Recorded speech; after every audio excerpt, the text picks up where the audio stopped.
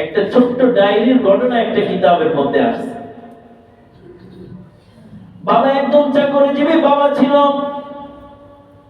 বয়স হয়ে গেছে, চাকরি থেকে অবসর হয়ে গেছে।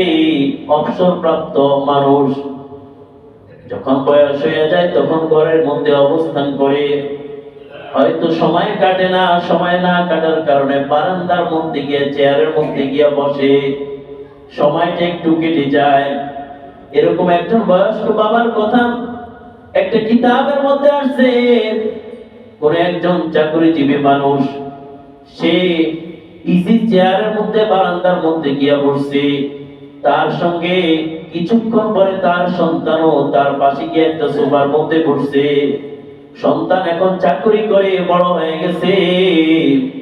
সন্তান বাবার কাছে গিয়া বলে, বাবার সাথে গিয়া বসেছে। যখন বসেছে, সন্তানকে বাবা বাহিরে একটা গাছের দিকে ইশারা করে একটা পাখির দিকে দেখায় বলে, বাবা এটা কি পাখি? বলতেছে এটা কাক। সন্তান জবাব দিতেছে এটা কাক। কিছুক্ষণ পরে আবার বাবা জিজ্ঞাসা করে, বাবা এইটা কি? সন্তান বলতেছে, বাবা এটা কাক। তিন নম্বর বারে আবারও বাবা কিছুক্ষণ পরে জিজ্ঞাসা করলো, বাবা এটা কি? সন্তানকে জিজ্ঞাসা যখন 3 নম্বর বার করেছে, তখন সন্তান রাগান্বিত হয়ে গেছে।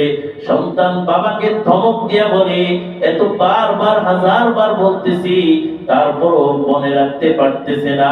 তারপরও কেন মনে রাখতে পারতেছে না? একবার, দুইবার, 3 নম্বর বার সন্তান রাগান্বিত হয়ে গেল বাবার পর। বাবা কোনো কিচ্ছু বলে না। বাবা ঘরের মধ্যে গেছে, ঘরের মধ্যে গিয়ে একখানা পুরাতন ডায়েরি বের করেছে। ডায়েরিটা বের করে একটা পৃষ্ঠা বের করে বাবা সন্তানকে দেয়, ও আমার ছেলে এই জায়গাটুকু একটু পড়ো। যখন নাকি জায়গাটুকু পড়েছে, সন্তানকে বলল, বাবা বাবা এই জায়গার মধ্যে কি লেখা আছে? সন্তান বলতেছে, এই জায়গার মধ্যে বসে আমি যখন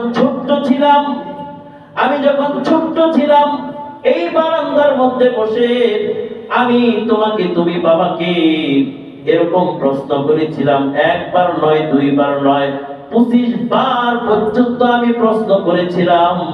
তুমি বাবা আনন্দের সহিত উত্তর দিয়েছিলাম।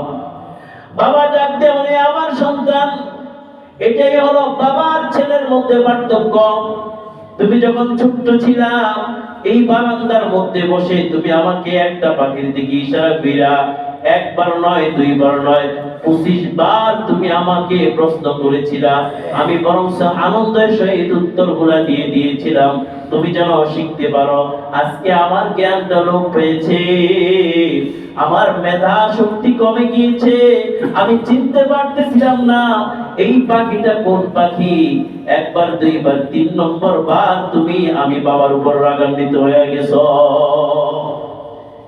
এই জন্য ভাইরা আমার, বাবা বৃদ্ধ যখন হয়ে যায়, তার জ্ঞান একটু লোপ পাবে, তার মেধার মধ্যে ভাটা পড়বে, কথা একটু বেশি বলবে। এই জন্য বাবাকে ধমক দেওয়া যাবে না, বাবাকে কষ্ট দেওয়া যাবে না। এমন ভাবে কথা বলতে হবে যেন বাবা রাজি আর খুশি থাকে।